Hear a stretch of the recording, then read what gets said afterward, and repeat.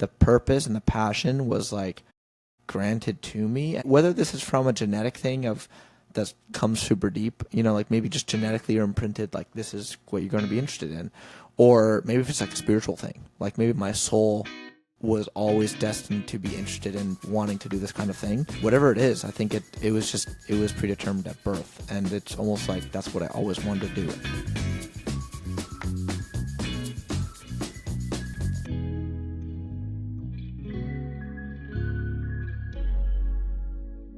Thank you for joining me. Yeah, thanks for having me. Can't wait to have this very juicy conversation. And let's start by stating the obvious, because there's a lot of big changes that are happening in your life, and I want to dive into the journey, the future that's coming out from this major revelation. You recently made the bold move of going public with your real name after years of operating under the name of Peruvian Bull. Peruvian Bull. Yes. Yeah. What was that thought process like? Because that was a big shift out of nowhere. Yeah, for a lot of people who just saw it, they were like, it seemed like it came out of nowhere. But I had been talking to several other creators for quite a few months that have been recommending me to make this move, to make this shift. There's, Mark Moss and Ian Carroll, who are both recommending that, as I keep growing and especially as I pass certain thresholds in Bitcoin land and macro and finance, like people are going to want to know my real name. The issue with running anonymous is that there's definitely a safety feature and like you can kind of hide behind the pseudonym, right? If you're Bitcoin Gandalf or if you're Peruvian Bull, you're just like this shadowy figure on the internet and no one really knows who you are or what you are. And so they can't really attack you personally as easily. And I realized that I was just kind of staying in a rut. I was getting too comfortable with that name and getting too comfortable with who I was. And for this next stage of growth, which I have a lot of huge initiatives and plans coming up, I need to be public and I need to be out there. So I decided to make the move, but it was definitely scary. What was not serving you with Peruvian Bull? What were the things that you couldn't do with the pseudonym back then that you felt like you needed to come? Sure. So there's a couple things. For one, on Twitter, there's definitely like the younger demographics, like people my age, your age. We can understand if someone's anonymous online. Like there's reasons why it would happen. We've seen a bunch of famous people on Bitcoin Twitter be anonymous. And so it's kind of like part of our cultural milieu and our environment, right? We understand it. But for older people, especially past 38, 39 and into their 40s, they didn't grow up with the internet like we did. And so they don't understand that environment. And so I noticed that like especially more senior seasoned entrepreneurs, more senior seasoned people were saying that like, I don't want to invite you on my show because I don't even know who Peruvian Bull is. Like I would only bring on someone who shows their real name. And so, yeah, there were people who said that. Yeah. And ever since I went public, I've actually gotten interview invites for other shows that were like specifically finance or macro focused that were waiting for me to tell my name, apparently. Bitcoin it's a revolution, not only obviously in money, but it's also a revolution in thinking. And so like the culture is completely different than traditional finance. Traditional finance is very like, tight collar, stiff upper lip, like this is my pomp and circumstance. This is who I am.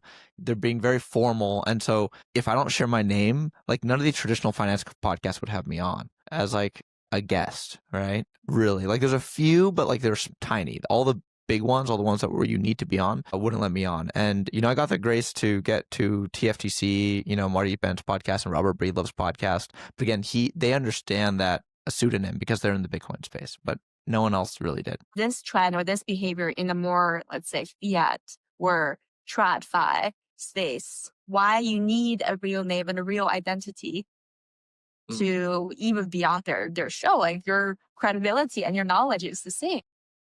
I know it's kind of ridiculous, but I think it's just their nostalgia for the world that was, right? In their world, there was no reason. There was no internet pseudonyms. There's no internet posting. So like everyone just went by their real name by default. And so they're just so stuck in their old ways that that's what they want to do. They just want to continue to perpetuate what was. And if you've thought about this for a while, why make the move now? So I made the move now because for one, I went to the Bitcoin conference and I spoke, and I've had this problem before where I go to a conference or I go to a meetup and everyone is just like, hi, what's your name? And I'm like, my name is Roberto. And then they're just like, okay, yeah, whatever. And what do you do? Yeah, I'm bored. And they're just like, I'm Peruvian Bull. And they're like, you're Peruvian Bull? dude, I follow you on Twitter. And I'm like, yeah, like you didn't recognize me? They're like, no, what the frick? That's so awesome. And they're like freaking out. And I'm like, well, this is kind of bad that I can't, because I don't feel comfortable going up to people at a party and saying, hi, I'm Peruvian Bull. That's just weird. Even among the Bitcoin space, like in person, like imagine if I was at a party and I introduced myself to you and like you're like, hi, I'm Vivian. I'm like, hey, I'm Peruvian Bull. You'd be like, okay, that's kind of weird. So it's just not natural in human conversation to in social groups to actually say like a pseudonym as like your real name. And so I was like, this is just too awkward. And at the Bitcoin conference, right, I went to some after parties, and obviously when I did a panel with Ben and with Ian Carroll, and they both use their real names. And then I said, my name is Peruvian Bull. And then I had people come up to me and be like, wait, what's your username again? How do I find it? What's your Twitter? How do I, like, and it's just confusing for people. And so a lot of, especially older people, were just confused. And it was just hitting home to me that what people had said, like Mark and Ian, was like correct. It was like this is just confusing, especially the older generations, and I need to be public. It's time. And for this next stage of growth that I'm looking at, like being public is probably the right move. Was it a hard decision? Yeah, it was.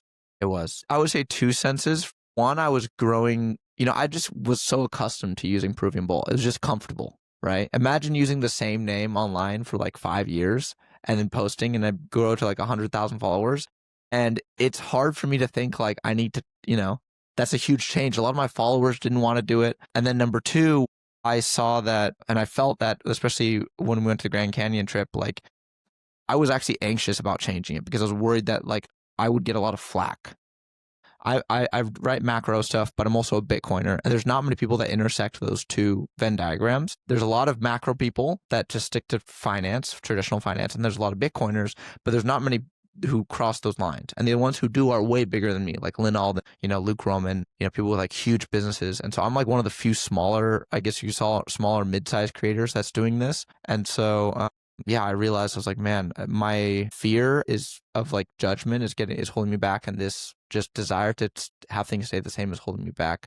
And I just need to break through it because, like, as a creative, you can't let the old version of you continually cling on to you. You have to, if you want to grow and move forward, you have to break through those barriers and break through those things blocking you. I definitely could relate. Before starting doing this podcast, there's definitely a thought process of, okay, so before you're a Bitcoiner and now you're still a Bitcoiner, but now you're putting yourself out there and it's your face and your name, and people will, and everybody can be entitled to their own opinions. But if you're going public and having a platform for yourself, then you will start to have people think one way or another.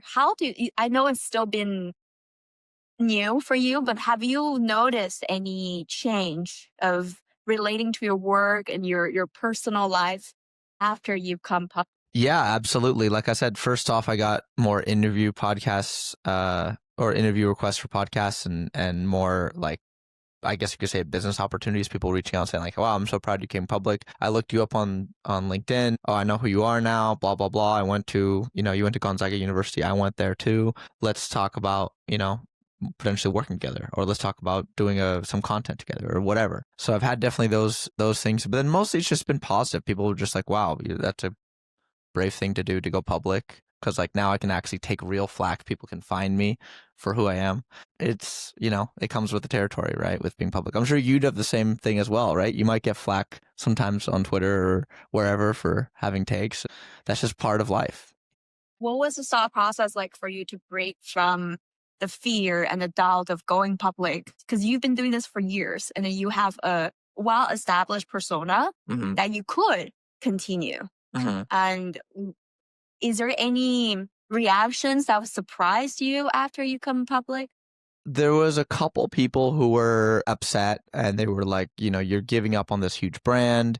You've blown it. Like, I don't want to follow you anymore.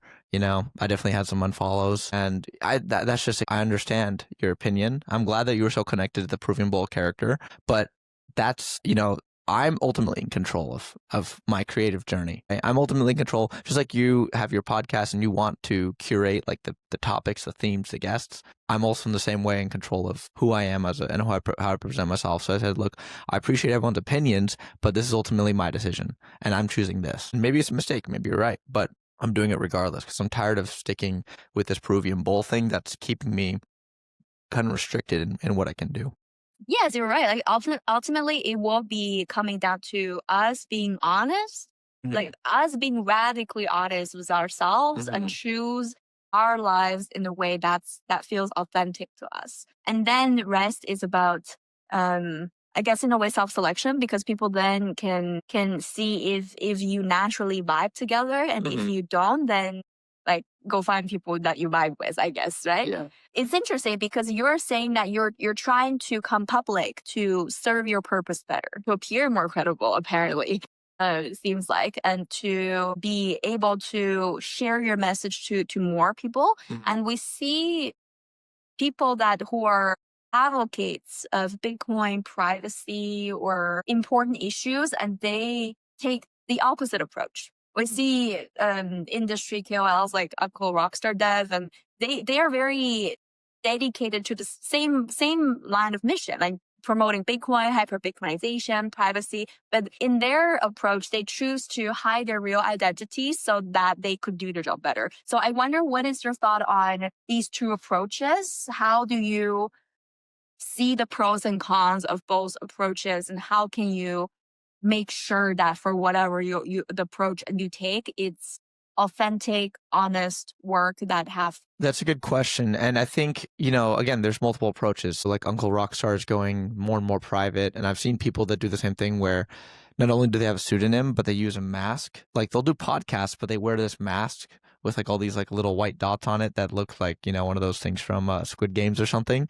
And so you can't see even what their face looks like. They're completely anonymous. And I think, again, that kind of a process works well for people who maybe they have a business that's outside of content creation. Maybe they're not monetizing their content full time. And so they are doing this more of like as a charity or as like a passion project of trying to promote Bitcoin and privacy. And in that case, like doing that strategy is absolutely correct. But for podcasts, especially like relating to other people, for trying to connect with people on YouTube, I think you just need to show your face. I think people will connect with another human being more. People connect with me more on Twitter when I even share my mistakes. When I say, hey guys, I tweeted this out. I didn't read the financials hard enough and I missed this little thing. I made a mistake. I'm human. I'm sorry. And when I say that and I admit my own mistakes, I get a lot of positive feedback. People are like, good. I'm glad you said that, because it shows that I'm human. Of course I make mistakes. That's just part of life. And when you're trying to be a content creator, you're trying to connect with that humanity and everyone else. So I'm trying to show, that's why I showed my face initially. Like at first I was just completely just audio only podcasts. But as soon as I got invited to, like Cedric Youngelman's podcast or Danny Prince, like I realized they're going to put this on YouTube. It's going to be weird if it's just a bull icon next to his face talking. He's like talking into a void. So I'm like, I need to show my face. Yeah.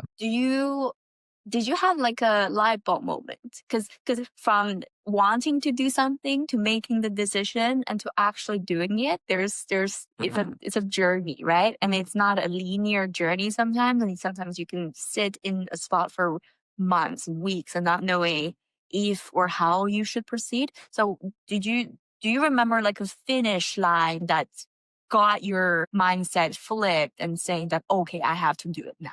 Yeah, so when I was at the conference on Wednesday, I was in the backstage area and I watched Ian Carroll and Dr. Robert Malone, who did like the COVID vaccine, and like he talked about like the problems with mRNA vaccines and like all these dangers back in 2020. And so he went viral for that. They gave a really good talk. And then afterwards I went with Ian Carroll. Do you know who that is? He's like conspiracy theory. Guy on YouTube. And I went with him and we went back to their Airbnb and we're playing poker with him and all of his entourage, his security guys. And I was asking Ian because I was like, again, I was worried. I was like, so many people have said this, but I don't know. And he's someone I trust. And so I was like, is this a good idea? He's like, only good things happened to me after I went public with my name. Because he had the same thing. He was canceled his clothing company and then he switched to Ian Carroll. And he's like, by being authentic, he's like, I'm trying to expose the truth. How can I tell people about the truth if I'm not being truthful about who I am? And he's like, and let the universe handle what happens. Like if someone really wants to if the bad people really want to target me, they would find me anyways. And I know that too. Like on Twitter, like, yes, the normal person doesn't know who I am, but if the CIA or like some really bad billionaire like doesn't like me and wants to find my real name, they're going to find me. Like, they're definitely going to find me. It's not that hard. They can probably just reverse image search my face on Google, and then they'll find like Instagram, LinkedIn, whatever. It's not hard. And so it was more of just like a public persona thing. But once he said that, I was like, okay, wow, I don't have an excuse anymore. I realized that the only thing holding me back now is just a little bit of fear about what's going to happen. But I was like, I just have to jump in with both feet. It's still a little, I mean, still fresh, right? I did this, I did it June 1st, right? We're speaking in mid-June and June 14th. And that tweet went a little viral. It got like 220,000 views. And yeah, I got a lot of feedback on it, but it was like 95% positive. So I was even surprised. I thought it'd be more negativity, but it was mostly positive. A handful of people said, screw you, I don't want to follow you anymore. And I'm like, you know what? Fine, like, free. It's nice that you have to get the feedback after you choose to do it, because you really always come down to people's face, almost. If for anything, because we can't really truly be ready for everything, for anything. So it will always come down to the leap of faith. And then and this is a good demonstration of you being honest about it, and you really thought it through, and regardless of the consequences, I will do it because I'm being true to myself. And I think that's ultimately the most important thing, either you're in the Bitcoin space or not, seems like. And everybody filters the world through their own lens. And now that we've talked about your latest big move, let's dive down back a little bit to see how you became you, basically. So do you remember any distinctive characteristics or elements that shaped your key understanding of the world today, either from an emotional perspective or geographically or experience-wise? Sure. I mean, I have a really interesting backstory because I have a crazy like family and upbringing.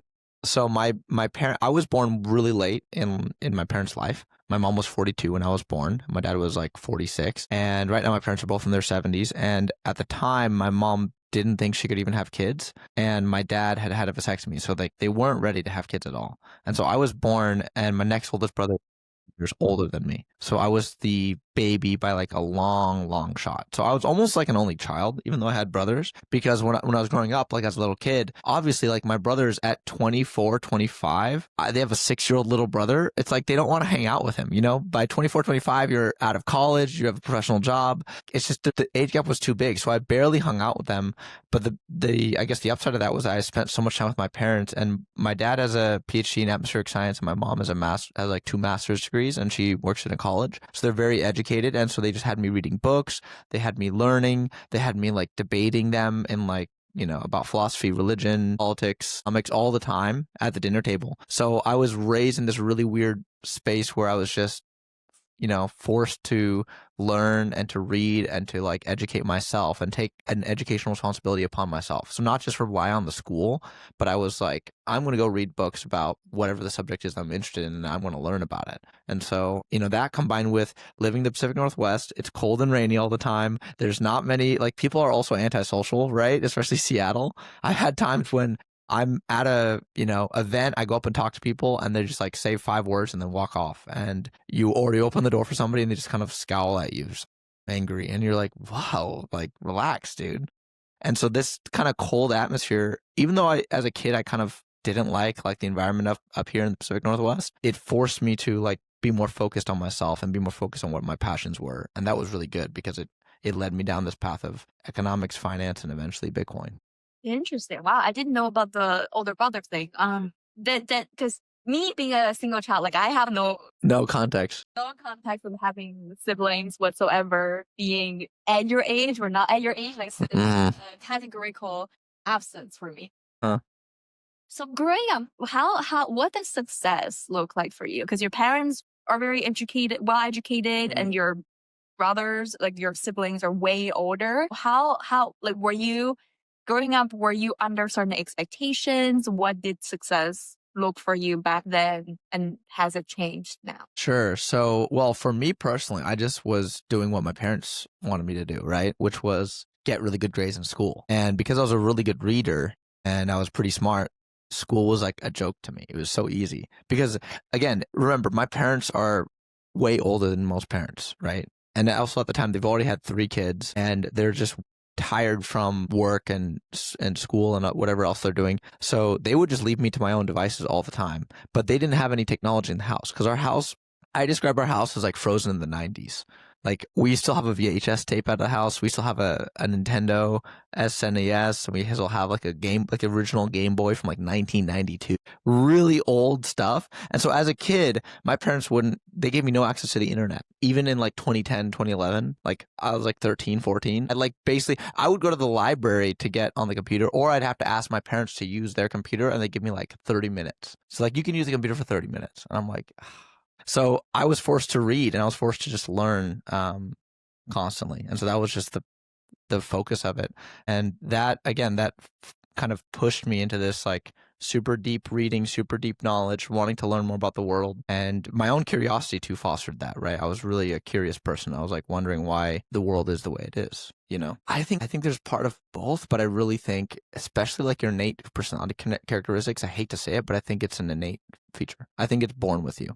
And I don't know if it has to do with your genetics or your brain makeup that's like genetically predetermined by your birth. But, you know, I've met people who like for example, you put them in like the most distracting environment, and you have like, give them like 10 siblings, but they're super interested in art, and they just do art no matter what. Even though they have all these reasons not to, because all these distractions and all these people pushing them to do other things, they'll do what they want, right? And then on the opposite side too, right? You have someone who's given the best environment, and then they still become a drug addict, or they still become that. And so I hate to be deterministic, but like, and my parents they were always telling me like, we were the ones who made you read. We're the ones who made you do this. I'm like, not really. Cause like I could have just gone, if I was a different personality kid, I would have gone outside and thrown rocks at trees all day. You know what I mean? Like I could have done other stuff than read. Like there's the world around me. I could have gone and hung out more with other people, but I was introverted, and I just naturally was so curious. I wanted to read. I wanted to research. I wanted to learn. It's not like as a kid, you will do whatever your parents tell you to do, right? Like your parents can tell you to read, but you're like secretly doing other things and or not really care about what you're reading. Do you recall being a sad kid? Because I'm saying this from a girl's perspective, like Bitcoiners having kids, starting family, and we see this debate of like, if you're gonna have kids, like start sooner so that you grow up with your kids. So your parents had you fairly late in their life. So how was your childhood different because of that, besides that you feel like have shaped you into who you are? Well, a lot of things. For one, when I was like 3.5 years old, my brother had a schizophrenic break, my next oldest brother. And so he was really brilliant. He was getting a degree in math at the University of Washington, and he was like on the fast track to be working as like a, you know, mathematician or statistician at one of the top tech companies.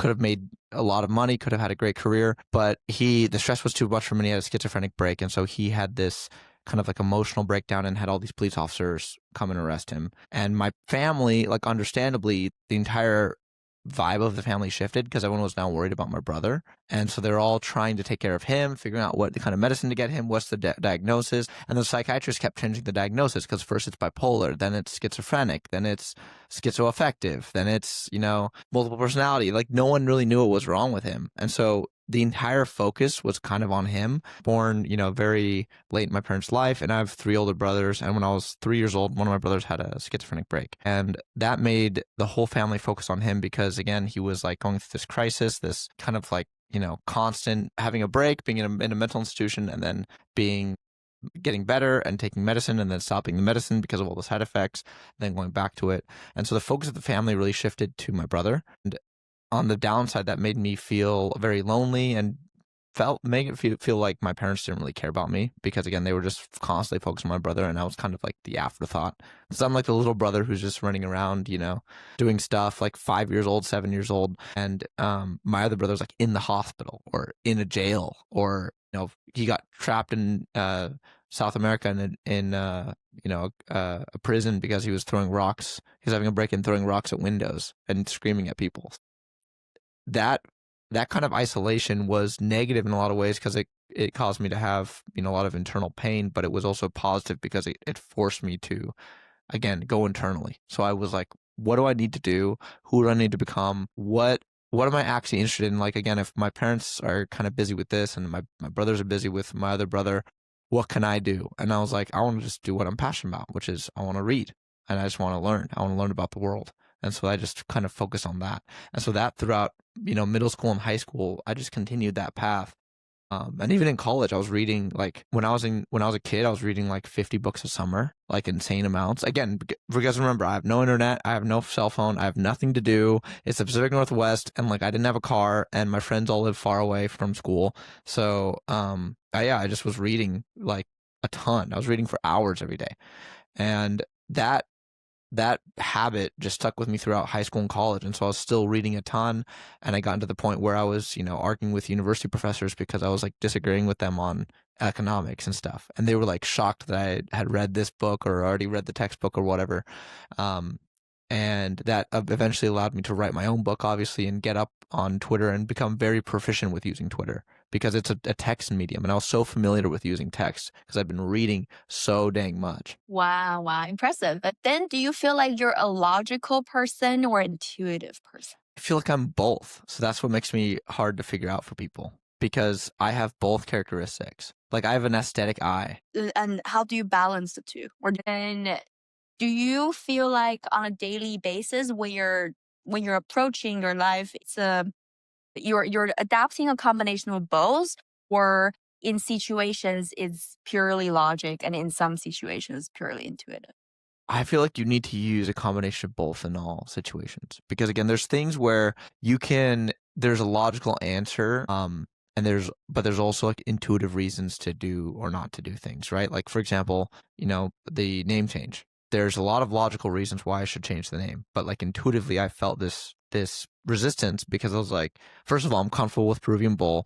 Everyone else is comfortable with Peruvian Bull. I've posted under for so many years, and all these people from Reddit and from Twitter know me as Peruvian Bull, right? But I also knew I'm like, I shouldn't be doing things.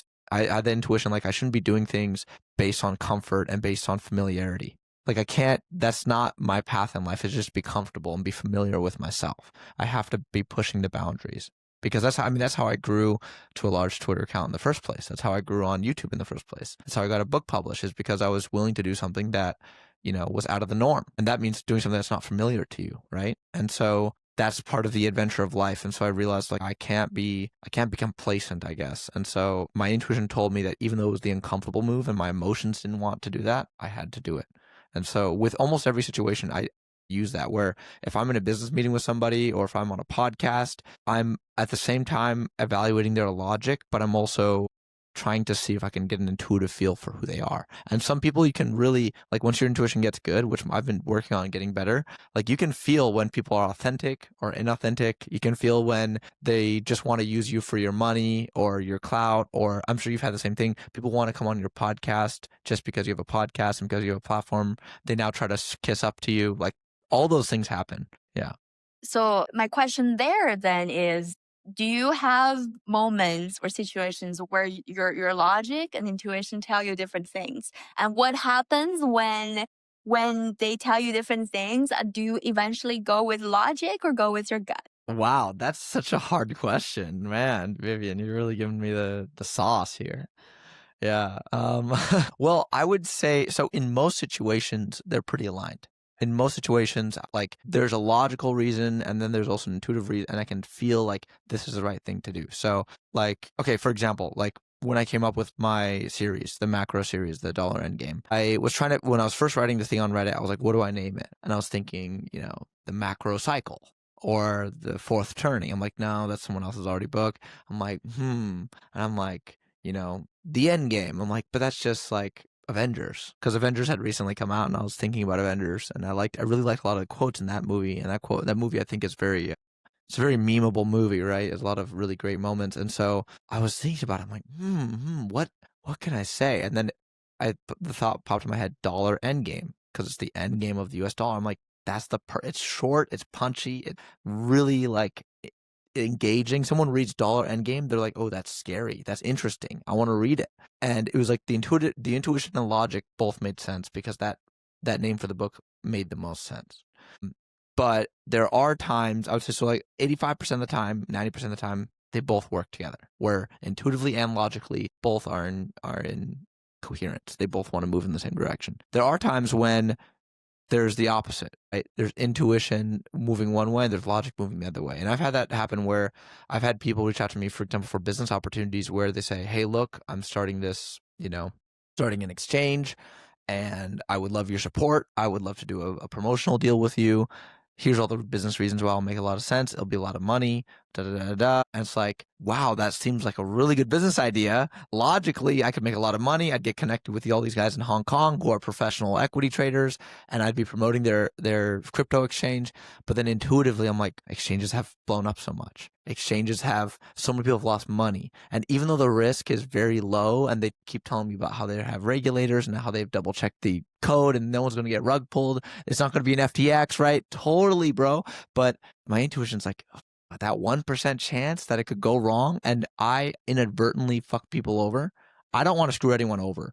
It's especially with my audience. I don't want to make them invest in something and then have it go to zero. And so I'm like, I can't do it. And so in those situations, I usually actually trust my intuition over my logic.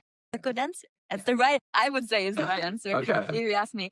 Then despite of the change, it seems like a lot of different stages in your life, and you're embracing your new identity in the Bitcoin space.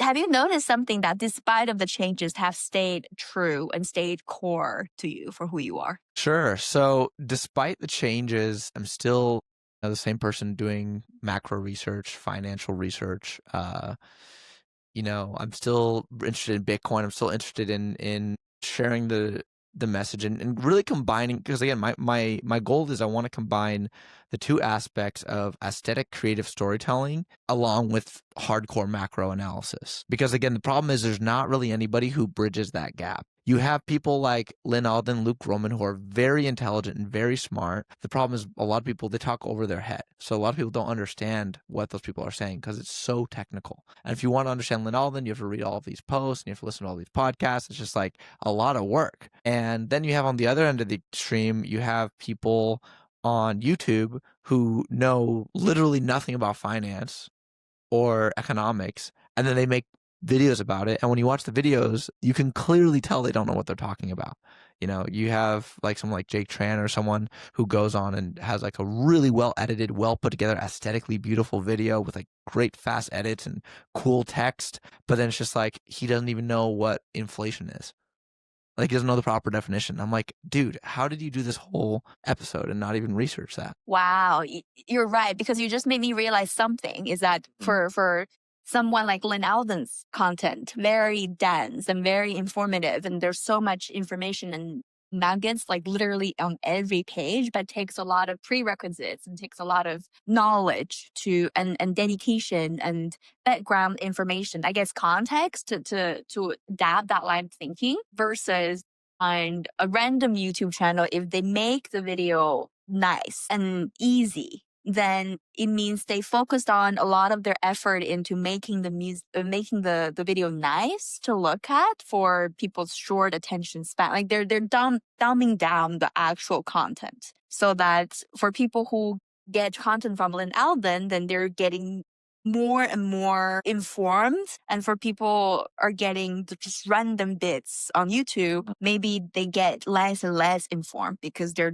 fed misinformation or information that are dumbed down so much that lost the nuances. It doesn't represent the truth anymore. So that's actually presents a huge risk. And I've sat at your talk before, and I would say that I'm a zero technical person. I wouldn't be a technical person at all in Bitcoin.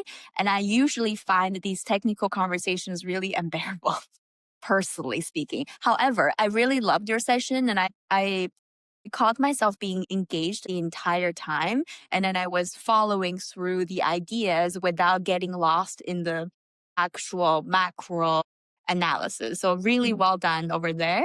And the question here is that for you to come up with all of these great content and to bridge the gap between the general audience and then the nuances of the macro analysis, what is over the years, have you identified an ideal environment that you can that you can be at your optimal? Either that's your physical environment or mental environment. What is that environment that you can really thrive? So you mean an actual place or online or both? well, just the environment in general. It could be physical environment, people around you, or your mental space, like state of mind in general. Sure. So I spent some time traveling right after I started doing this full time, and I went to Colombia and lived there for a few months, or actually quite a few months, 9 months. And then I went and visited El Salvador, and then I came back to Seattle in July of 2024. And, I love traveling. I had a great experience. I met a lot of amazing people. And there's a lot of Bitcoiners actually in Colombia, and a lot of entrepreneurs and people doing amazing things. The issue that I ran into, obviously, is that like the environment there and the environment in most other countries doesn't really foster hard work, persistence, these kinds of virtues that I want to foster. And living in the Pacific Northwest, around my friends, around other business people and entrepreneurs, it's a much better environment. And so I found that living in Seattle is actually, much less distracting than living in other cities, because ironically, the upside and downside is that there's not much going on. There's not much to do. There's no really good bar scene. There's no really good clubs. There's no really good concerts. There's some cool outdoor stuff to do, and I do the outdoor stuff, but it's only nice to do for like 3 months out of the year. So you don't get distracted all the time. And the benefit of that is I can really focus on what I do. And so I found that living in Seattle is really the place where I can thrive, and I get also the best ideas just naturally living in Seattle and meeting up with other people who talk finance and macro in that area. But online, right, it's Twitter is really the big one, but also I found that YouTube is a great place to go as well. Because again, what I was telling you earlier is there's this gap in the market right now, which I've identified, and not many people can fill it. Because the problem is people want it like intuitive, smart, aesthetically pleasing content about economics, but there's no one that actually understands the macro who can make it. And so I'm one of the few people that's in a position where I'm small enough that I can actually do it, right? Because Lynn Alden and Luke Roman, these people have multi-million-dollar businesses doing financial, like they have a financial newsletter business, or they have a fund or multiple funds, and they're in their late 30s or 40s, right? They already have everything established. They've had multiple decades of work behind them. I don't. I'm young. So the upside and downside is that I'm in a unique spot to fill this gap in the market, is to do this cool storytelling, but also understanding the macro and being smart about it, not just having like 80 IQ slop out there, To die. Yeah. I'm ready to go hard. And really the goal is for the YouTube to just blow up and really tell people the truth about what's happening with the macro economy, like what's actually happening underneath the surface, and then red pill people on Bitcoin, like tell people like, look, these are all the problems with this system. You need to be buying Bitcoin. You need to be investing in this asset. And I guess you're among the lucky ones that can be like choosing your environment and finding what works best for you and actually execute on that. For people who either don't know yet what their ideal environment would be, either like, because some people work best in solitude. Some people work best when they have a team of people they can bounce off ideas, and some people want to have like more conversation. Some people want more action. So for those people who don't know, or they can't really go to their ideal environment to be optimal, what would you just suggest them to stay focused and keep the clarity in focus? It's hard, right? And I had a difficult time focusing when I was living in Colombia. We lived in a couple different cities, Medellin and also Santa Marta.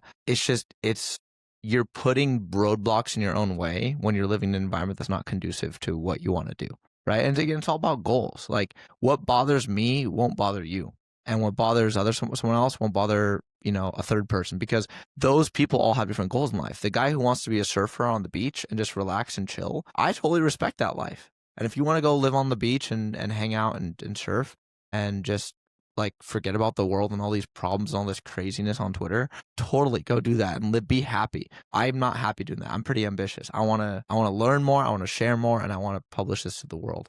And so for me, I need that focus. And so for someone who's in an environment where they can't, they have roadblocks to it, the best thing to do, I'd say, is to isolate yourself as much as possible, as bad as that sounds. Like you have to, if there's all these distractions around you, let's say you're living in Vegas or you're living in LA and there's just mansion parties, or there's yacht parties, or there's surfing, and you could, like, instead of doing your work on whatever your startup is or your idea or your YouTube or your podcast, you could just be out surfing all day. Well, then you need to stay inside. You need to isolate yourself. And if you have people that are distracting you, you need to kind of stay away from them. And it's a hard pill to swallow because these people can be nice people and you can actually like getting along with them. But one of the key parts in developing as a person is knowing when to deny yourself pleasure and knowing when to accept pain. And that's never easy, right? Because like if I wanted to, I could go live in Latin America right now and I could live like a king. I could have steaks every night, have a girlfriend. That would be amazing. But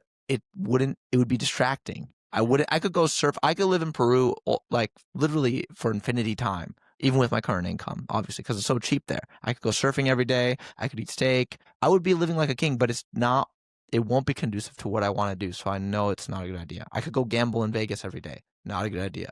So I have to deny myself that temporary dopamine hit. And, it's the time preference thing. I want to be invested for the long run. Then if you have a low time preference and want to invest in the long run, how do you personally distinguish between signal and noise?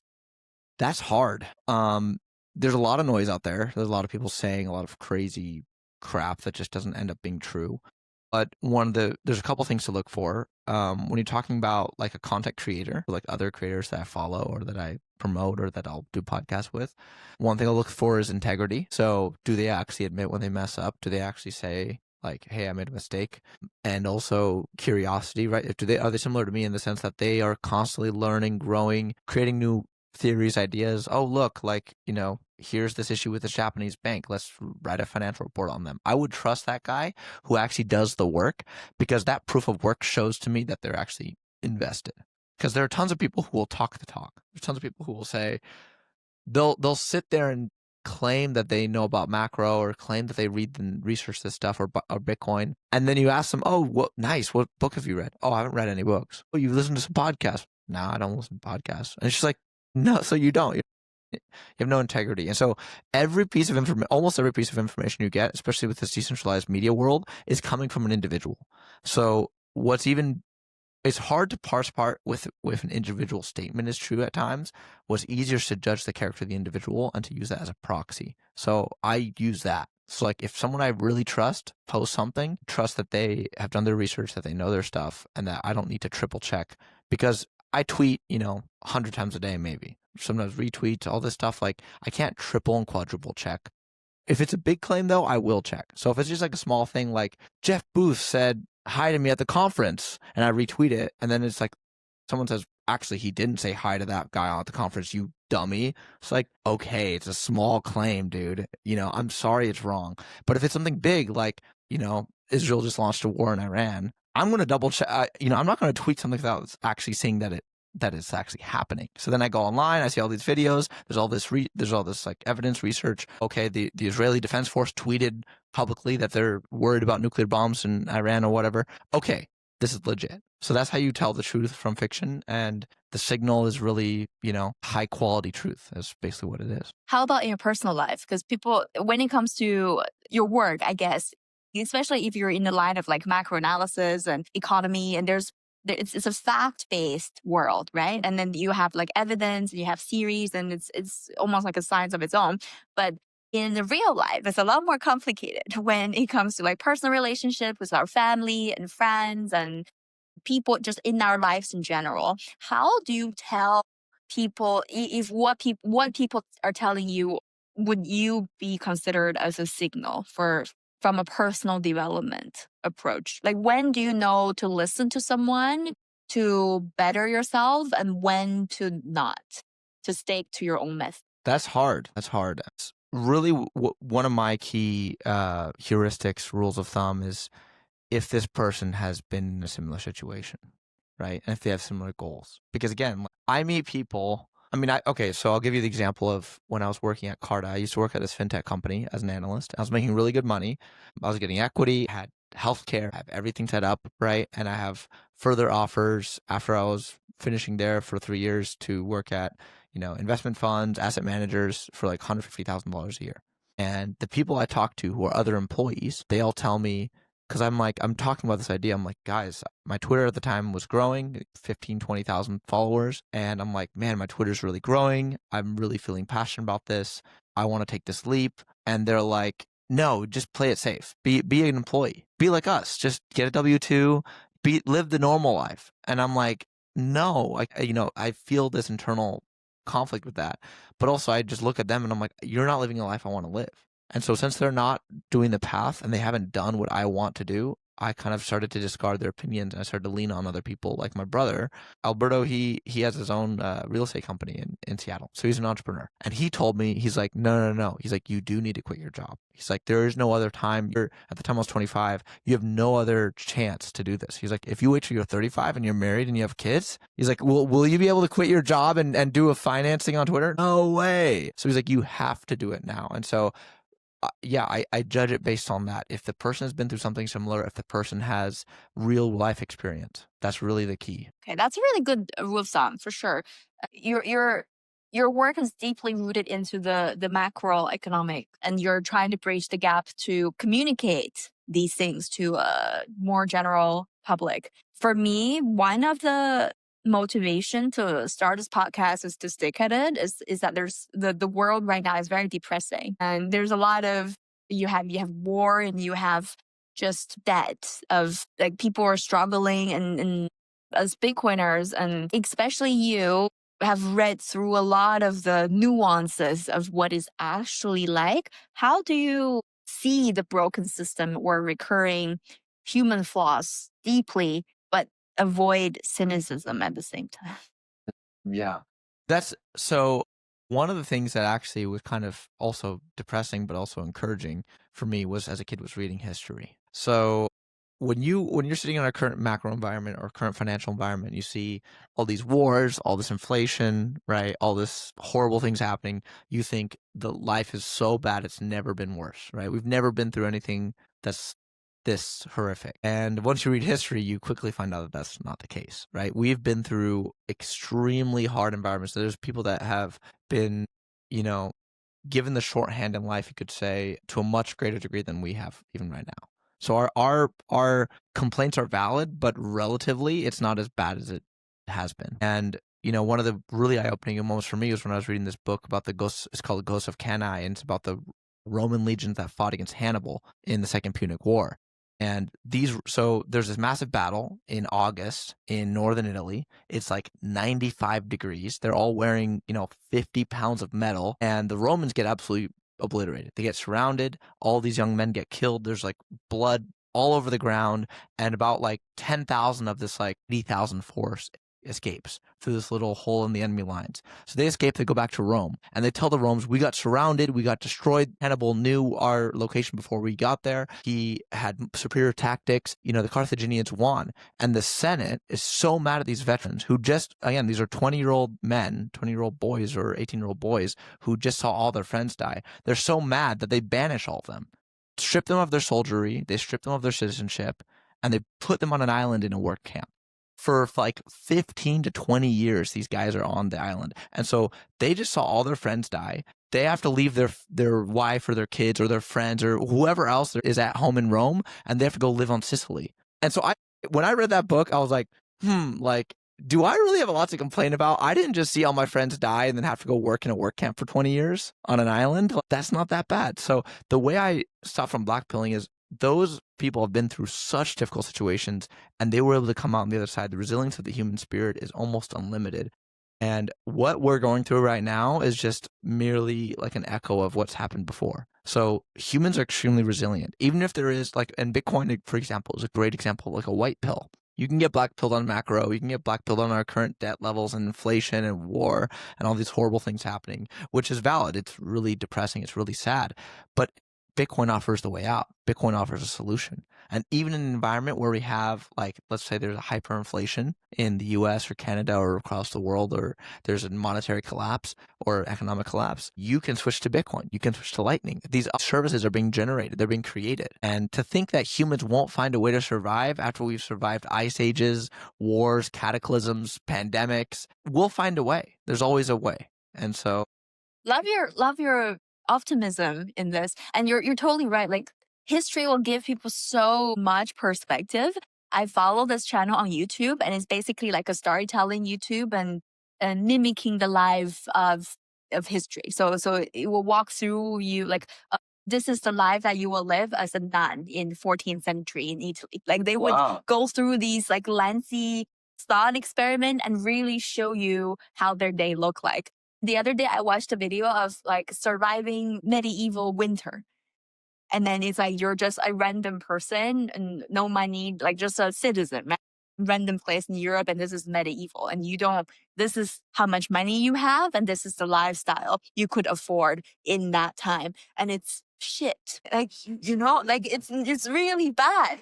You barely have walls, and you barely have a roof, and it's like made of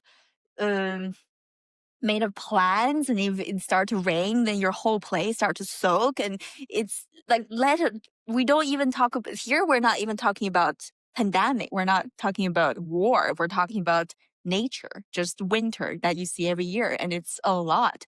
So you're right. Like we're as postmodern individuals, I guess. And the modern science have provided so much convenience and so much remedies, I guess, to help us. And it is going to be a new perspective, knowing how people in history have survived or may not survive, and put us in that shoes. And then there's another thought is that now we see a lot of cynicism, sometimes in Bitcoin as well. And people are like, and we see anarchists and we see people that blame everything on fiat, say that Bitcoin fixes everything. And I don't think that's necessarily true. I think it's wrong. That's a bold statement. I think it's wrong for the reason that I get into conversations with Bitcoiners sometimes, and they were like, Bitcoin will fix this, and war is this, and this policy, this government, and this is all bad for us. And if these are fixed, then we as individuals the life we're living can be this or that. Yes. However, what role are you playing in your own life to live the best life for yourself? Right? Because it's not just, the life is not just about money. You have to have your own relationship with food, have your relationship with your family, with your spouse, with your kids, and with every single aspect of your life. Either you have other people involved or not. And your relationship with Bitcoin and with money is just one piece of that puzzle. And to get into the Bitcoin standard, it's the starting, it's the first piece of the entire puzzle. And sometimes I see Bitcoiners mistaken that first piece of the puzzle as the whole thing, right? I hope I'm wrong in this, and I hope Bitcoiners in the progression of adapting Bitcoin will naturally optimize the relationship in their lives, either that's with people or lifestyle in general. But I do feel like there will be quite some Bitcoiners that will struggle, and especially when they're financially free. Because now they're like, okay, I don't have to worry about money anymore. And now what? And that's when the real puzzle is gonna start to display itself. So I'm interested in learning how people can navigate. And I'm hoping that Life with Bitcoin will be the lifesaver when Bitcoiners are there. So I'm making timeless content because it's life stories. We don't talk about news, and it's genuine life stories. You can learn from other Bitcoiners. Basically, what you were just saying, they've done it. So now you can learn from it. Yeah. It's one of those things where there's the Bitcoin idealists and then there's the Bitcoin realists. And, I love Saifedean, but I was reading his book back in 2021. I remember seeing this one part where he talked about how we wouldn't have a bad boss under Bitcoin. He's like, bad bosses who hire people that are not fit for the role or who are mean to you or whatever. He's like, because we're going to be operating under a better monetary system and a better financial system and a better capital allocation and economic system, there's going to be more incentives to not hire bad people. But his statement of there's going to be no bad bosses, I just read that and I just laughed out loud because I was like, are you kidding me? There's no bad bosses, really? People aren't going to be rude to each other under a Bitcoin standard. There's not going to be jerks. Like, are you kidding me? Of course there's going to be jerks. There's going to be gambling under a Bitcoin standard. There's going to be drug addicts under a Bitcoin standard. There's going to be people doing all sorts of, there probably will still be wars, just a lot less. But the people who really don't like each other, who want to wage war, they're going to find a way to wage it. right? They're going to find a way to do it. So this like hyper idealistic worldview where all the world's problems are solved, which a lot of these problems are internal emotional problems, right? These are people who have anger or hate or fear or whatever issue, or they're using like, let's say alcohol as a crutch for their emotional issues. That won't be solved by Bitcoin. That'll be solved by other things that they can do, other methods, right? Some therapy, some psychedelic, something. But Bitcoin itself, the money itself, won't fix it. And what you said earlier was exactly right. Fixing the money is just one piece of the puzzle. It won't fix people fundamentally, and it'll actually, in many ways, getting wealthy will amplify people's traits. So I've met Bitcoiners who are, they get rich, they got lucky, they bought Bitcoin in 2011, and now they're like multimillionaires, and then they're just rude to you, and they're kind of entitled because they didn't actually, they got like in some sense, yes, they did the work and they did the investment, great, but they also did get lucky, right? Because if you think about it, like if you're born in 2000, you were way too young to understand Bitcoin in 2011. If you're born in 1990 or 1980, like especially 1980s, to maybe early 90s, you were old enough to really start to get Bitcoin. You were right at the right age. So it just was based on when you were born, which you have no control over.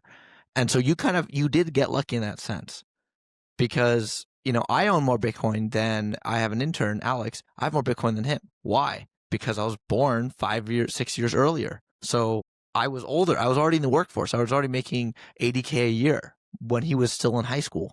So it's just, these things are natural to human societies. And so, yeah, inequality, like drinking, alcoholism, drug addictions, like, abusive bosses, that'll still happen. I mean, you can argue that it'll be less, but it'll still happen. It's a little bit of a wishful thinking to hope that one thing or one person would solve all of your life's problems. Even Bitcoin's true, and especially Bitcoin, that's also true. And now that you've gone through this whole journey in the past, I guess even 10 years of being out and about and experiencing life, now that you're stepping into fully yourself and being public with who you are in real life, what are you aiming to build both internally and externally right now? So what I'm aiming to build in terms of content creation or personally or both? Both. So I'd say professionally, again, I see this gap where there's a lot of good storytellers and there's a lot of good macro analysts, but there's nobody who does both. There's nobody who can aesthetically have a video or a Substack piece that will tell the story for what I would call like a finance tourist or an economics tourist, right? Somebody who's like interested. So that's, you're like my target audience, right? You're somebody who's really smart, who's really educated, but like you don't have the desire to read 30 finance books, which good. Most people shouldn't. Like, trust me, most of them are boring as hell and you don't want to read them. So those kinds of people just need the core concise message in 20 minutes. Why is Japan having a currency crisis? Or why is the banking system straining? Or why is the Fed cutting rates? I would just want to know. Give me a 15, 20-minute overview, 30-minute overview. I want some depth. I want some intelligent like takes on it, but I also want it to be quick and concise. And so that's what I want to do professionally. I want to fill that gap, and I want the YouTube, the Substack, the Twitter, all of that to be geared around that. Personally, I'm looking to obviously grow the business and be able to hire people and continue to do what I do. I'm also I've been looking to a lot of alternative health practices like biohacking because I have some personal health problems with my gut, with my stomach specifically. And all the doctors and all the traditional medicine hasn't really worked. Doesn't really do anything. Taking antacids doesn't work. Taking all this, PPIs and all these other constant medicines that you can do to eliminate acid in your gut or stomach doesn't solve the fundamental problem. And so I started looking into alternative methods. So like I posted about it on Twitter, I started doing red light therapy. I started doing stretching and like sauna or something like that before bed, ice baths, like those kinds of things. And that's been really fun and interesting to do because that's a whole nother rabbit hole for sure. I've been, I think it's been almost 2 months. I've been doing Tai Chi every morning. Really? That's cool. Every morning for like a month and a half now, if I have like 12 minutes to spare in the morning, and sometimes I don't, like maybe 6 out of 7 days I can do that. And it's been really nice. Like right now, I only need less than 6 hours of sleep. I would wake up naturally after 6 hours of sleep, regardless of what time I go to.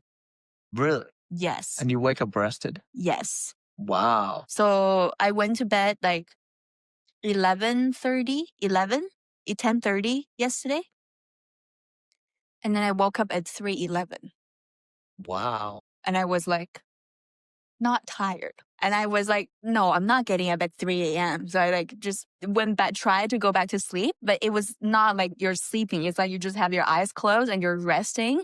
And then time would still go fairly fast, but I still get up like 6, right? So it's a interesting rabbit hole to go on to observe how, like, if you adapt certain supplements, adapt certain lifestyle, certain diet, and if you kind of stick to it for a while, it's interesting to see how your body reacts to it. It's funny because I've always been a chubby kid growing up. Really? Yes, I've always been a chubby kid.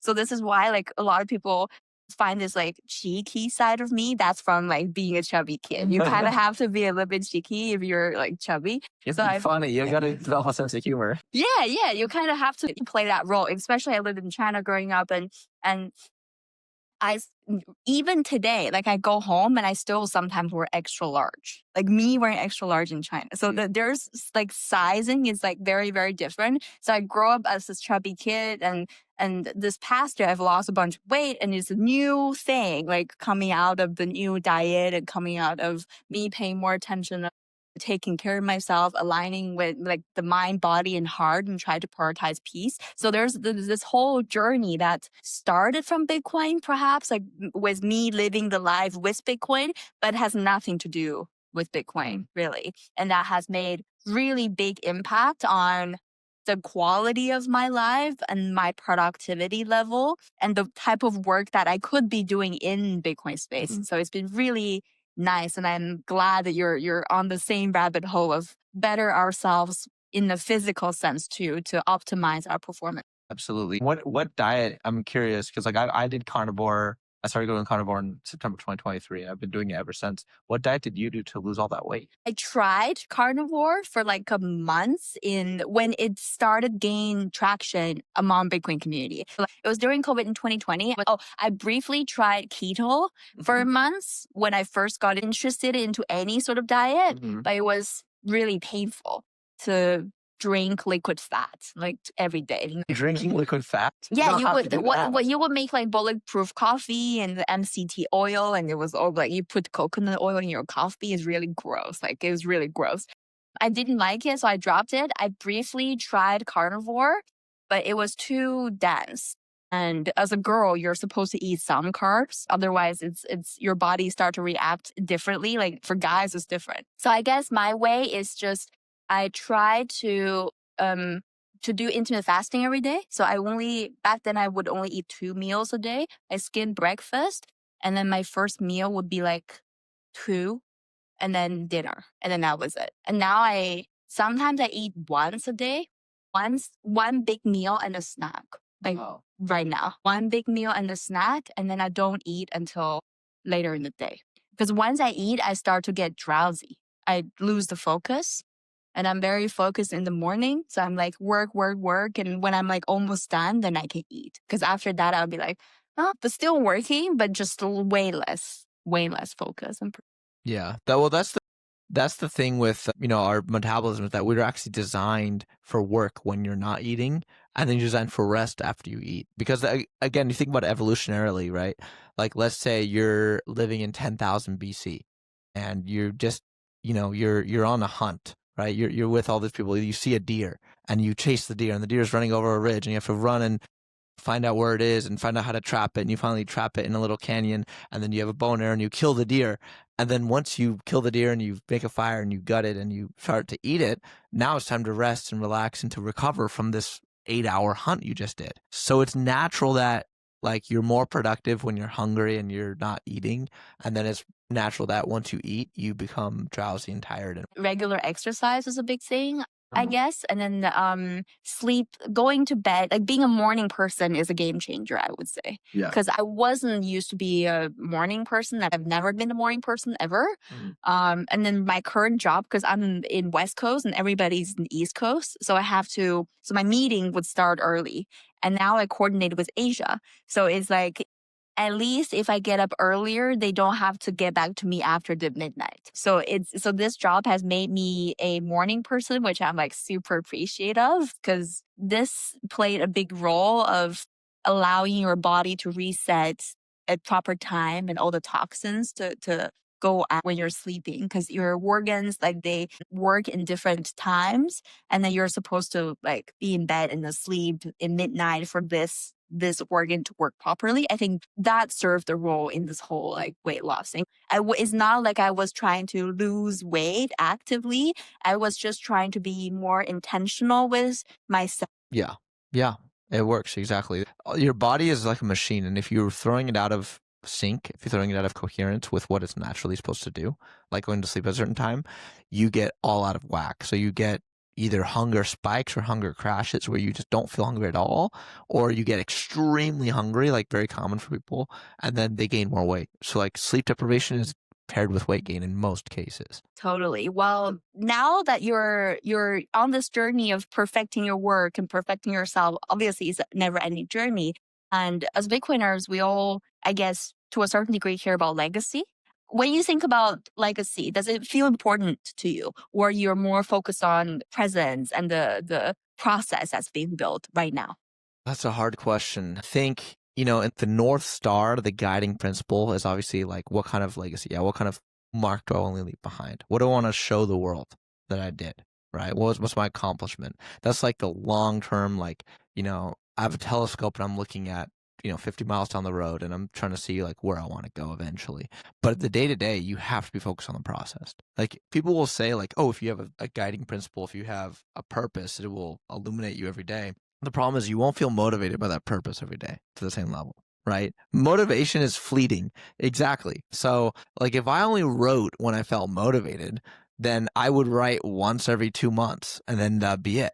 But it's about the daily habits, it's the process. It's realizing that we're all part of this game of life, and this is everything we're doing is a journey, So you want to start, let's say you want to start your own podcast, or you want to start your own business, or you want to, start your own art collection and paint for people. I've seen your paintings in here; they're absolutely gorgeous. The first painting, the first showing you do might not have that many people, and then you have to do another showing, right? And you have to continue. Like what I found is like the first year I posted on Twitter, I got no views, no engagement, nobody cared. I posted for a whole year, every single day, basically. And by the end of the year, I had like a few thousand followers. That was it. And it took me the whole year to go from like 50 to like 2,000. And I was really disheartened, but I was like, you know what? I'm passionate about this. I still had a job, obviously. And I'm like, I'm just going to keep working on it. And then really like the end of starting towards the end of 2022 and then into 2023 is when things started to finally take off for me. I started to gain 5,000, 10,000, 20,000 subs and then followers, and then it starts to blow up. But it's really the process. Like you have to fall in love with the journey. We're here for the experience of life. None of us are going to take, I'm not taking any of this with me, right? I'm going to die at some point. And all the haters who don't like me and think I'm stupid are going to die. And all the people who like what I put are going to die. All the money I make, I'm not going to be able to take it with me. So all this is temporary. And so I know that what I need to focus on is just the journey. It's the game. It's the process. This is a trip, and I want to figure out what's my trip going to look like. What's my path up the mountain going to look like? What kind of experiences am I going to have? What kind of people am I going to meet? Can I meet some really cool Bitcoiners and maybe help a Bitcoin company in some way, or start a Bitcoin company? Maybe I can get this YouTube channel off the ground and have it blow up, and then go, speak at a conference about, the problems with the macro environment and how everyone needs to buy Bitcoin, and some people buy Bitcoin and save their financial future because of me. That would be amazing. Right? There's different paths that can go down, but it's all about the process. It's about like the day-to-day habits that you do to keep up with your long-term goals. So ironically, a lot of it is what we said earlier, which is intuition. A lot of it is intuition. I just get a gut feeling. And so when I have like, I have the example of podcasts. I have these people talk to me about podcasts, and I've had people, for example, so I have this intern, Alex, right? And he helps me do this macro research and write. And he's run into people who do podcasts or do content, and they've been rude to him in person. And then when they figure out that he works with me, then they're kind to him. Then they switch up, because Alex has like 500 followers, or I don't know, very low, and then I have 120,000. And someone's like, "You work with Peruvian Bull? Oh my gosh! Like, can you grab him on my podcast? Can you ask him to retweet my stuff? Can you have him, send me a DM?" And it's like, dude, that guy is fake, right? And that intuition, that realizing which people are really good to bring along on the journey and which people aren't, is what I use to discern which opportunity to pursue. Also, my morality, right? I want to keep. It's hard because I would be a lot richer right now if I had less morals, because as a finance creator, you get opportunities all the time. And so I've had crypto companies, like I said earlier, exchanges, we'll pay you $5,000, we'll pay you $10,000 for an endorsement. We want to give you all this money. Please help us. Please do this. Please shill our coin to your audience. And I have to say, no, I'm not doing that. I don't care how much money it is. My integrity is worth more. So it's my morality and my intuition, and both those combined, I've actually found a really good filter for judging which opportunities to pursue. Do you distinguish between authenticity and integrity? Yes. In what sense? Being authentic doesn't mean being good. It just means being who you are. So I can be a serial killer, and murdering someone is authentic to who I am. It doesn't mean I'm a good person, right? But it's a good question, because I think if you're authentic about who you are, and obviously as long as you're, a good person doing things forthrightly, you are acting with integrity, right? And so I pair those together. I'm on, especially now when I'm public, I'm unapologetically me. This is just who I am. I really like to research macro. I really like finance. I've also read up a little bit about conspiracy theories. I think there's some really interesting conspiracies that are probably true. The JFK one is a great one. I've gotten flack online for talking about conspiracies just like tangentially, but I'm not one of the people who goes so deep that is like, I believe the earth is flat, or I believe that all the birds are robots or whatever. Like, there's people who go that far. And so I will authentically tell you what I believe. And there are people macro who think if you even question anything about any official narrative, you're a crazy kook conspiracy theorist. And I say, you know what? That's fine. You can have that opinion, but I'm being authentically me. I'm sharing my opinions. And so this is who I am. So if you don't like it, then you can unfollow me. Right. And totally. It goes back to, well, it seems like a overarching theme of this conversation. We really have to be radically honest with ourselves and know that whatever we're doing and saying is really ours. Then if we can be authentic and make peace with that and know that's true to us, at least, then regardless of what other people say, right? They have their own life to worry about, and we are only ultimately first responsible for our own lives, to be responsible for ourselves. And I'll touch on what you were saying about process. I totally agree. I've been experiencing this myself as a creative. So I'm a new musician, and now I'm writing songs and making music. And in the past, when I first get into this process, had to really rely on the burst of energy, burst of inspiration. Creativity. For creativity. In a period of time, I would perhaps have 1 week and flash out a song, and that's it. And then sometimes I would go by months of not writing anything down. And then I was thinking, okay, if I want to take this more seriously, what is the difference between a hobby and a craft? Is that for a craftsman, they show up rain or shine.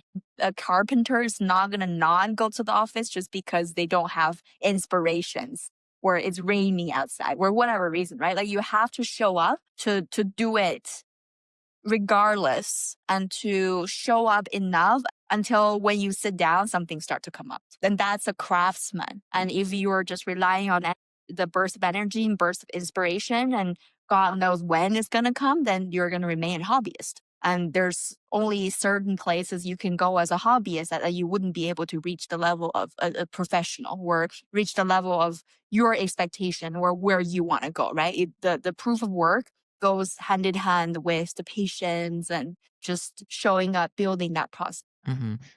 Mm-hmm. Yeah, it does. And it's this battle between who you are and who you want to be. So I'm in a perpetual state of thinking, is doing this, what X activity, whatever it is. I still have a chess addiction. I love playing chess. It's so much fun. And as someone who's really analytical, chess is the most addicting game, because winning is a huge dopamine burst and I gain points, and then losing, I'm like, how did I not see that move? And then it can be distracting, right? I think in 2023, I was like the top 3% most active players on chess.com. So I was like, I was playing a lot and it was way too much. And so I realized, especially that year, I'm like, if I want to take this journey seriously, I need to give up, certain things in my life, even if they're pleasurable, right? And so, or they're fun, or they're seemingly good for me because they give me a dopamine hit. So that battle has always been within me, and I see what you're talking about all the time. You go to work, especially with creative work, you don't feel the creative urge. You don't feel, you're like, I don't know what to write about, or in your case, I don't know what to sing. I don't know what the music I don't know how to start the song. Where do I even start? And in those days, you just have to go through the motions. You just have to do the process as the process is laid out. And so what I'll do in those days again is like, I'll go to the office. I'll just be like, okay, let me just start reading other people's work. Let me see what everyone else is writing. I'll do some reading. I'll do some research. I'll figure out like, what are some major themes coming up? I'll listen to some podcasts and I'll walk around the park. I'll go do other activities while I'm thinking about what's the next piece for my Substack, or what's the next good tweet to put out, or Twitter thread. And then usually within a day or two, the inspiration will strike. But it's better than just laying in bed and doing nothing. That's the thing. You just have to keep showing up. And I remember like years ago, I remember reading something and it really left a mark in my mind. It was saying for someone, if you want to build a habit of going to the gym, then the best way to do it is for the first week. Like if you're trying to go every day, the first week, you just go and don't exercise at all. You just show up and leave. You just stay there for 5 minutes. Because for most people, the hardest part is to get to the gym. And I totally feel that. Like for me, the worst part of going to the gym is actually going and coming back. So they were like, so the first week you just show up, you don't even work out there, just get into the mindset of going there. And then it will become easier when you're actually doing it because the hardest part is over. So I was really remembering that and gave me major insight. And now that you're on the path of serving your purpose, optimizing your life, giving up things in your life to be that person, do you think purpose is something that we are born with, that each person has a purpose that we're supposed to serve, or it's something that we create as we live? That's a hard question. I would be inclined to say it's the first. Like it's hard to say because the purpose, especially when it comes from a very deep place, to me, and this is my intuition, and maybe I'm wrong, it feels like my passions, it feels like they were almost like given to me and not that I chose them, right? Because macro finance, like doing content creation in this game is very hard, very slow. Like I'm a very young person for this. And so, I'm still in my 20s, and most people doing professional macro stuff are 40 something, right? And they have a hedge fund, or they have an investment fund, or they have 30 years of experience at a bank, and I don't have any of that. And so if I had to go and choose a passion, I would have just chosen programming and made 120 or 150K a year for my first job and just bought Bitcoin and been rich, right? That would be great.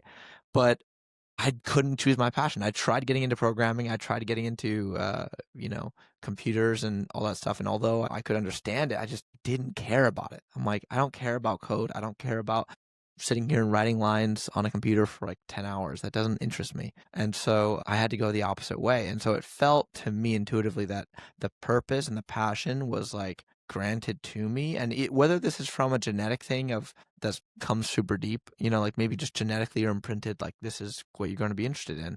Or maybe if it's like a spiritual thing, like maybe my soul was always destined to be interested in wanting to do this kind of thing. Whatever it is, I think it was predetermined at birth. And it's almost like that's what I always wanted to do. And like I said earlier, it's almost like if you had dropped me in whatever environment it would be, I wouldn't be happy unless I was doing something similar to what I'm doing now. So if I was been born in the 50s, like, in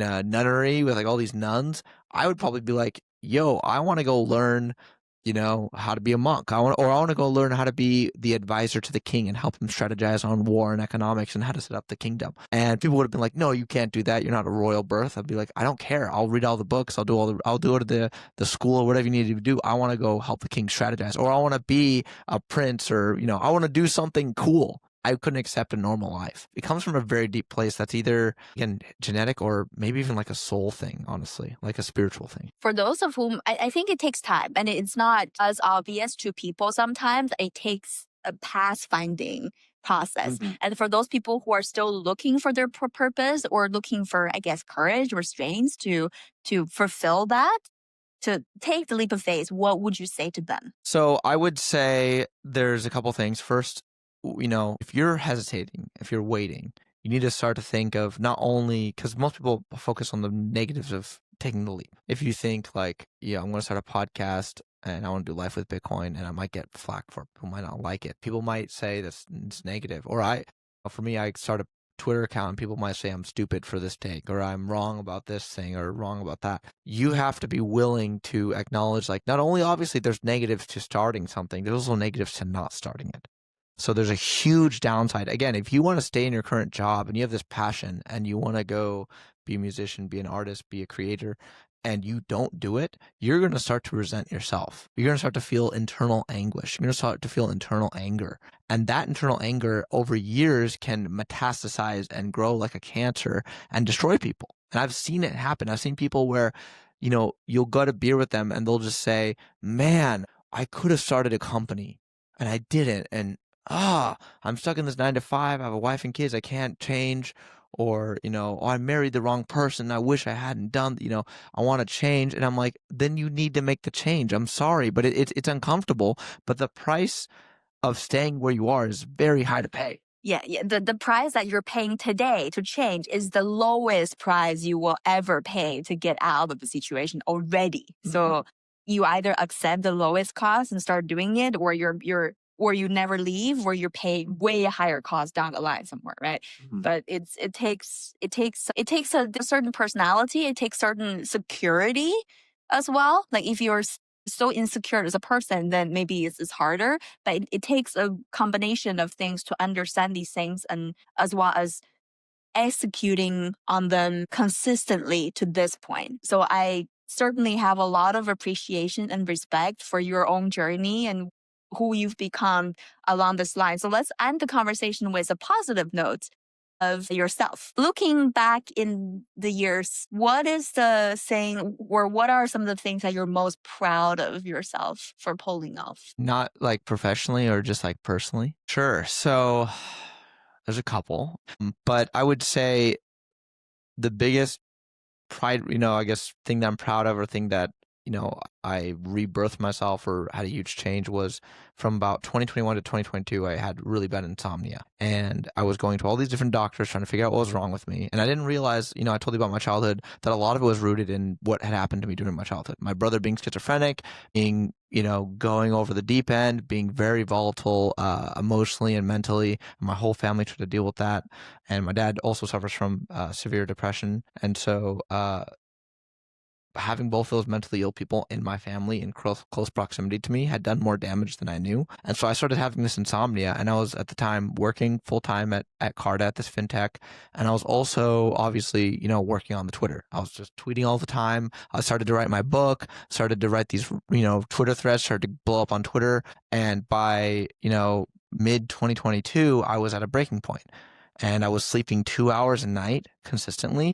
And basically, like, I was in pain every day, because when you don't sleep at all, you have headaches, you have vision problems. I was having stomach and gut pain all the time, and I was barely able to eat. I had to sometimes even like force myself to eat because my appetite went to zero. And it was a really rough time, but I realized, this is the time where I stay complacent, I just accept that this is my life, because the doctors all said, we can put you on SSRIs and we can put you on all these medicines to help with insomnia. You can still work your job and you can have benefits and you can work there forever and you can just pay us income forever and you'll be on your medication forever. And I was like, I can either do that path, or I can decide I'm going to do something radically different. I'm going to try to heal this insomnia, to change this. But then on the same note, I'm going to try to do something that's more authentic to me. And so I started this path of self-discovery, of personal growth and healing. And I did, so I did neurofeedback. I did therapy for a little bit, but didn't really do much for me. And then I did psilocybin in March of 2023. And after I did psilocybin, I had a very, very spiritual experience, very personal experience. I was able to let go of a lot of, anger and pain, and my sleep started improving almost immediately. And I also realized, I was like, I know what my true purpose is now. I need to actually do this Twitter thing. I need to take it for real. I need to actually take it seriously. And so, yeah, over the course of 2023, my sleep got better and better and better. And by August, I was like healthy enough, and I was like feeling good enough. I'm like, I can quit my job and lose my health benefits. I don't care. I don't need it anymore. And so I kind of went through I had to let my old self die in that psilocybin experience to kind of move forward. I had to be like this old self that's angry, that's even fearful of what will change and fearful of what will happen. I have to realize that change is inevitable, that this is just a natural part of life. This new adventure of starting this, online persona and starting the YouTube and starting the book and everything is part of where I'm meant to go. And so I need to be able to be comfortable with that. So I had to let that old self die and, step into this new me. Wow. I'm so happy to hear that you can sleep well now. Yeah. It's such an important thing. And there's a lot of stories like this. And I love talking to Bitcoiners about how they've changed over the years, because every postmodern individual are traumatized. I feel like Yeah. regardless of your age and in your upbringing, either that's from your family or from just the society in general, we're very wounded. There's a lot of calling for healing as a society. And that starts from us individually to really be honest with our experience, our trauma, and recognize that we're hurting. Because sometimes I talk to friends, and I'm like, yeah, you're in the process of healing. And then they would say something extremely mad. And they would say something like, oh, but I don't feel like I'm hurting. I'm like, you don't know that you're hurting. Yeah. You don't feel it. It doesn't mean that you're not. You don't know that you're hurting. And it's about knowing that you're hurting, understand what's really hurting you. Oftentimes it's not what hurts us, it's what we make out of it. Actually, and then sometimes we stuck in the mentality in the past. It's like as a 5-year-old boy, then you may feel, oh, I'm neglected because my parents are taking care of my brother. But now at like 30 years old, perhaps you're like, okay, now I have a perspective of, like their parents, they're doing their best. And this is the situation. And this is the time and resources that you did have at the time. And they didn't do this on purpose. It's not their fault and it's not my fault. Yeah. So there's a lot of forgiveness to not only to whoever who hurt us, but also to ourselves, like for holding on to it, to really let go. Once we start to wanting to live a more honest life with ourselves, then the changes start to trickle and the changes are uncomfortable. And I'm so glad that you've been through this process and really thrived out of it and made something out of your own, became your own person, and now you're becoming public to share with other people that this can be done. This can be done. You've done it. But the point is not for other people to copy it, to replicate the process. It's for people to do it for themselves with their method.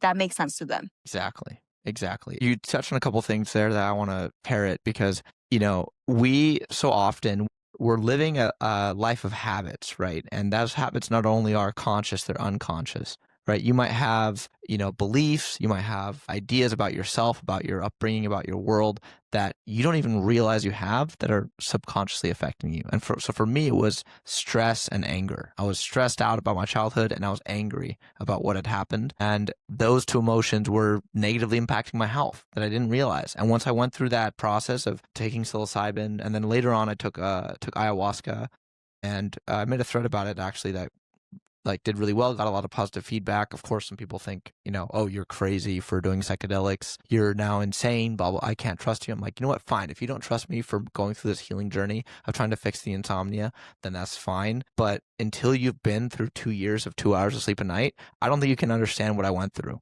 And I don't think you understand how desperate I was to fix it and to find out what really happened. And the truth I found was, there's a really good Carl Jung quote that says, you until you make the unconscious conscious, it will direct your life and you'll call it fate. And so what I realized with this process was that so much of my anxiety, fear, anger was just unconscious emotion that I didn't deal with. Exactly. It was my own interpretation of the situation, not even the situation. It was my interpretation of it. And so once I went through those processes, and I also did journaling, and I did somatic therapy, working out, all those things, I was able to let all of it go. And then I was like, wow, I feel so much better. I can sleep so much better now. I didn't even know that you could sleep that well. It's like incredible. Like, whoa. Especially the last few months, my sleep has continued to improve. And I'm like, dang, like I didn't know I could go to sleep and wake up this rested. It's been so many years since I've even felt that. It takes you facing the dark parts of yourself, the shadow self, for you to come through on the other side. And so I think, everyone has this opportunity, and whether you do it through, therapy, or whether you do it through writing, or whether you do it through a psychedelic experience or prayer or whatever it is, do what works for you. Work on yourself, because you're the greatest project that you're going to work on. Right. And no one else is going to work on you. That's the other thing, is your parents might love you, your friends might love you, everyone might really care about you, but no one can really do the work for you, and no one can really help you in the same way that you can help yourself. It's a very rewarding process for sure. And it's perhaps one of the hardest one to perfect. Thank you so much for sharing this. It's a powerful story. And I hope with this conversation, there's more courage and the strength floating in the air for whatever you're trying to do in your life, for whatever optimization that you're trying to implement, but are missing this little push. This is your push to do it right now. Start now. Thank you so much for joining me today at this in-person episode of Live with Bitcoin. And I hope Live with Bitcoin will continue to be a lifeline for people who are seeking the alignment between body, mind, and heart on the Bitcoin space. Of course. Thank you so much for having me. And we all need to live in, coherence with who we are. And so hopefully this podcast and your other podcasts that you've done on this channel will encourage people to do that. If you have that dream, take that leap. We don't have as much time as we think we do.